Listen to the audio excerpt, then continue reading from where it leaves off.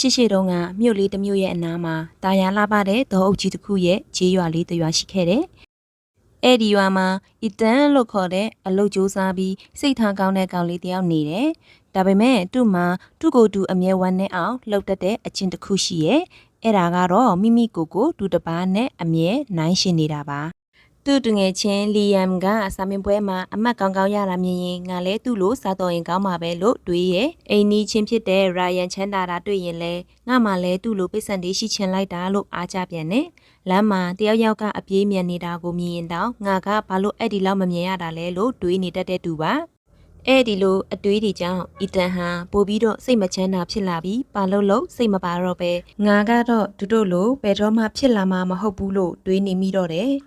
ဒီနေ့မှာရွာကိုပညာရှိအဖိုးအိုကအလဲရောက်လာတယ်။အားလုံးကတော့အဖိုးကျိုးလို့ခေါ်ကြတယ်။အီတန်ကအဖိုးစီသွားပြီးအဖိုးကျွန်တော်အရန်စူးစမ်းပေမဲ့သူများတွေကိုထက်တာနေတာမြင်ရင်စိတ်မကောင်းဖြစ်ရတယ်။ကျွန်တော်စိတ်ထဲမှာသူတို့လိုဘယ်တော့မှဖြစ်လာမှာမဟုတ်ဘူးလို့ခံစားနေရတဲ့အဖိုးဆိုပြီးရင်ဖွင့်တဲ့အခါအဖိုးကမနဲ့ဖြန်မနဲ့ရွာထဲကအတက်အကြီးဆုံးတစ်ပင်ကြီးစီကိုလာခဲ့ပါမင်းအတွက်အဖြေတွေအဲ့ဒီမှာရှိတယ်လို့ပြောလိုက်ပါတယ်နောက်တနေ့မနက်မှာတော့အဖိုးကျိုးကတစ်ပင်ကြီးအောက်မှာစောင့်နေပြီးအီတန်ကိုမေးပါတယ်ကဲအီတန်ပတ်ဝန်းကျင်ကိုကြည့်စမ်းဘာတွေမြင်ရလဲ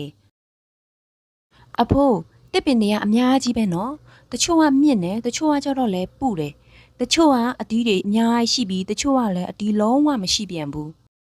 အဖိုးကပြုံးပြီးတော့ကဲစဉ်းစားကြည့်တကယ်လို့ဒီပန်းဒီပင်ကအုံးပင်ကိုကြည့်ပြီးငါဘာလို့ဒီလောက်ပူနေရတာလဲလို့နိုင်ရှင်နေမယ်ဆိုရင်အုံးပင်ကလည်းငါလဲပန်းဒီလိုချိုးတဲ့အတီးတွေတီးချင်လိုက်တာလို့တွေးနေမယ်ဆိုရင်ဘယ်လိုနေမလဲအီတန်ကရဲပြီးတော့ဒါကတော့ရဲစရာကြီးပေါ့အဖိုးရဲလို့ဖြေလိုက်တယ်အဖိုးကျိုးကအတိတ်ပဲပါနဲ့ပြန်ပြောပါတယ်အေးတာကဘဝပဲဒီတော့အုပ်ထဲမှာရှိတဲ့တစ်ပင်တိုင်းကကိုစီအရေးချင်းတွေရှိကြတယ်ပန်းဒီပင်ကလည်းချိုတဲ့အတီးကိုပေးနိုင်တယ်လို့အုံးပင်ကလည်းမြင့်မာပြီးကြန့်ခိုင်နေသူတို့ဟာမတူညီကြပေမဲ့နှမျိုးလုံးကအရေးပါကြတယ်အဖိုးကအီတန်ကိုရေကန်နာခေါ်သွားပြီးကန်ထဲကငါးလေးတွေနဲ့ကောင်းကင်ကငှက်ကလေးတွေကိုပြပါတယ်တကယ်လို့ငါးတကောင်ကငါလဲညက်လို့ပြန်တက်ချင်လိုက်တာလို့တွေးရင်မှန်ပါမလားမမှန်ပါဘူးဖိုးငါကသူ့အရေးချင်းနဲ့သူရေကူးတက်တယ်လို့ညက်ကလည်းသူ့အရေးချင်းနဲ့သူပြန်တန်းတက်ပါတယ်နှစ်ခုလုံးကအရေးချင်းကိုစီရှိကြပါတယ်ဖိုးဒါဆိုမင်းကဘာလို့ဒူတပားလို့ဖြစ်ချင်နေရတာလဲ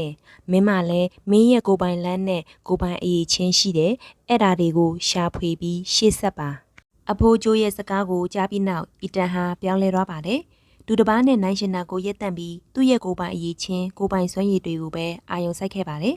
နှစ်အနည်းငယ်ကြာတဲ့အခါမှာအီတန်ဟာကိုပိုင်လုပ်ငန်းနဲ့အောင်မြင်တဲ့သူတစ်ယောက်ဖြစ်လာပါတယ်လူတွေကသူ့ကိုအောင်မြင်မှုရဲ့လက်ဝက်ချက်ကိုမေးတဲ့အခါမှာသူကဒီလိုပဲပြန်ဖြေခဲ့ပါတယ်မိမိကိုဒူတပားနဲ့ဘယ်တော့မှမနိုင်ရှင်ပါနဲ့